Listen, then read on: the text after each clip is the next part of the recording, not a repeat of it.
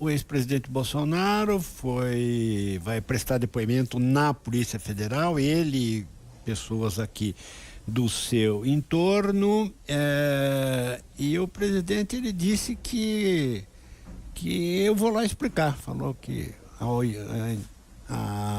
depoimento está marcado para dia 31 agora. Isso. Em Brasília, e o presidente Bolsonaro, o ex-presidente, disse que enviou mesmo aquela mensagem ao grupo de empresários e disse que não tem problema e que ele vai lá explicar tudo para a Polícia Federal.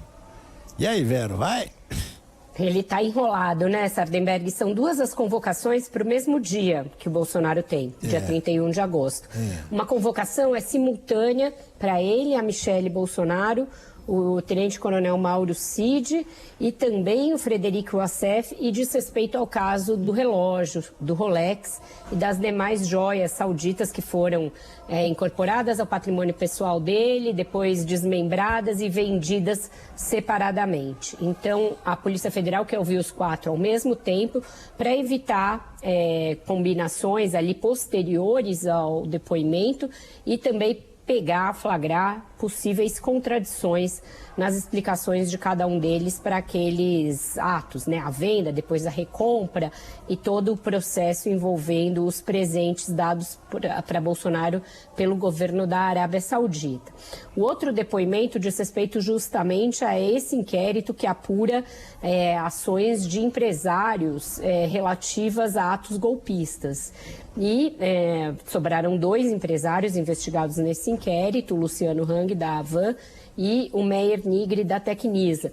E foi numa conversa com o Meyer Nigri que o Bolsonaro mandou uma fake news sobre o ministro Barroso, em vídeo, seguida de um texto em que diz que o Barroso mente sobre o sistema eleitoral brasileiro e o acusando de interferência no processo eleitoral e que isso tudo mostraria uma possível fraude na eleição de 2022. E ele mandou repassar ao máximo.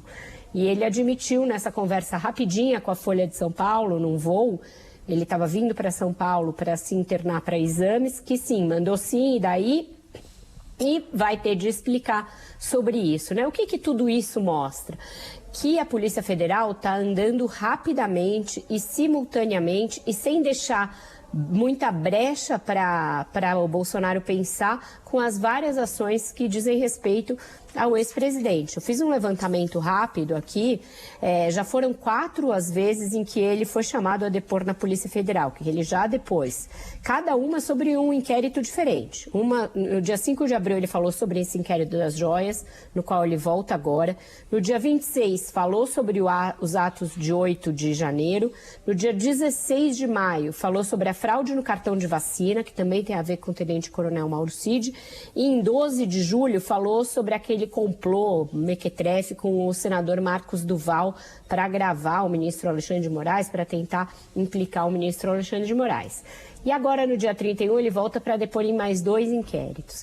Aliados do ex-presidente e também juristas com os quais eu tenho conversado, estão achando que ele pode rapidamente, no curso aí, ainda deste ano, ter mais alguma condenação, dessa vez na seara penal, fruto de algum desses inquéritos.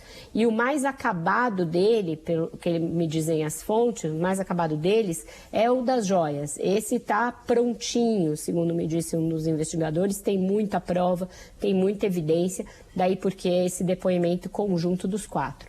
Tudo isso mostra um cerco muito grande ao ex-presidente. Ele tem uma condenação, mas que é no TSE, portanto é uma condenação à inabilitação para concorrer a eleições, mas ainda não tem nenhuma condenação penal. E é isso que pode vir fruto desses muitos inquéritos que estão correndo muito rápido. É interessante, né, Vera, essa estratégia da Polícia Federal de chamar todo mundo para prestar depoimento no mesmo dia e no mesmo horário, para não ter essa combinação de versões.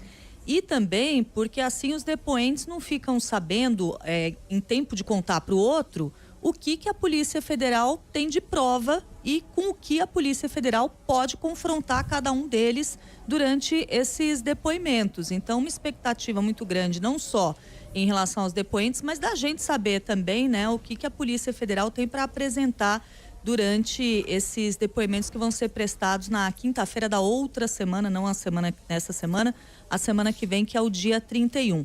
E outra coisa interessante, que se a gente tem tudo andando rapidamente, como você disse, inclusive com o inquérito das joias já num ritmo acelerado, a gente pode eventualmente ter um momento aí de várias condenações simultâneas, se todas essas acusações se provarem verdadeiras, né?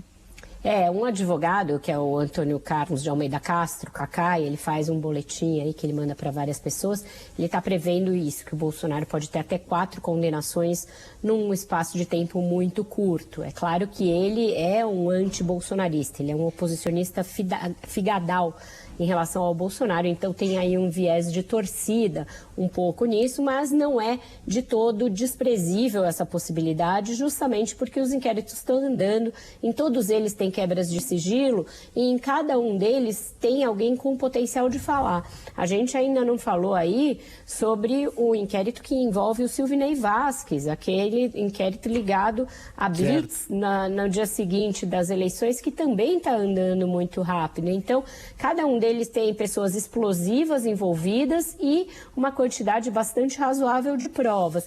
Vai um pouco na contramão do momento atual da CPI, da CPMI, que está vivendo um dilema sobre o que fazer daqui para frente, né, Sardenberg? O presidente da CPMI, deputado Arthur Maia, teve hoje com a cúpula do Exército. Ele teve com o ministro Múcio e com o comandante do Exército, Tomás Paiva. Eu tenho falado aqui que existe uma preocupação em blindar a cúpula militar dessa investigação. E eles estão conseguindo. Foi retirado o requerimento para a convocação do ex-ministro Paulo Sérgio Nogueira e está meio de stand-by qualquer convocação de militar. Ao mesmo tempo, ele também retirou todos os requerimentos de quebra de sigilo do Bolsonaro, dizendo que a questão das joias não é objeto dessa CPI, que se crie outra se quiserem. Isso eu acho que ele está certo, inclusive. Tecnicamente, ele está certo. As joias não dizem respeito ao que é o objeto dessa CPI, que são os atos do dia 8 de janeiro. Exato. Agora, Vera, só para deixar claro, quer dizer, quando a Polícia Federal termina o inquérito, aí ela manda para o Ministério Público e aí inicia o processo, o julgamento e tal, Então não é que acaba o inquérito da Polícia Federal e já vai em cana, né?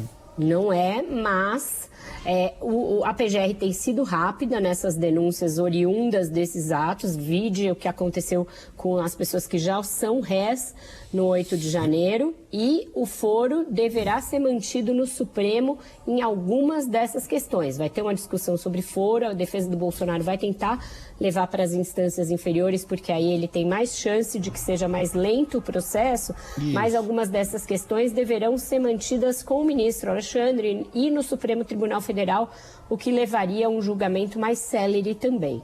É uma coisa ali mais para o fim do ano, imagino o ano que vem. Cássia, ok? Vera Magalhães, muitíssimo obrigado, Vera, e até amanhã. Até amanhã, um ótimo jornal para vocês. Até amanhã, Vera.